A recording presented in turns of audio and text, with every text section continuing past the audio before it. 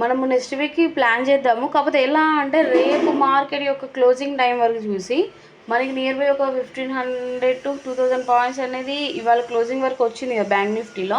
అంటే 4500 6000 నుంచి 1500 to 2000 పాయింట్స్కి వచ్చింది.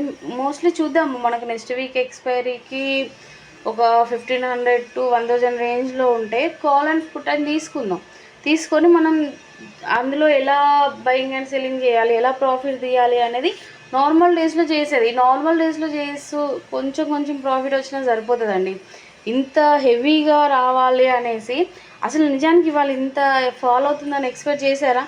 చేయలేదు, కానీ అయ్యింది. ఎందుకు? ఇలాంటి ఒక అన్ఎక్స్పెక్టెడ్గా జరిగే వాటిని మనం క్యాల్కులేషన్ చేసుకొని ఇలాగే అవుతుంది మార్కెట్లో ఏమో అనేసి ఇది చూసి మళ్ళీ ఇంకెక్కువ డమ్ చేసి అందులో లాస్ బే చేసే వాళ్ళకి స్టాక్ మార్కెట్ కరెక్ట్గా అర్థం కాదండి.